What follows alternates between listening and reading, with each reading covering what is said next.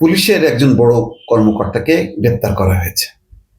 তিনি হচ্ছেন সাবেক পুলিশ সুপার AKM নাহিদুল ইসলাম। পুলিশের সাবেক ডিআইজিও ছিলেন তিনি। আন্তর্জাতিক অপরাধ ট্রাইব্যুনালের যে গ্রেপ্তারি পরোয়ানা জারির প্রেক্ষিতে ইস্কাটনে নিজের বাসা থেকে তাকে গ্রেপ্তার করা হয়।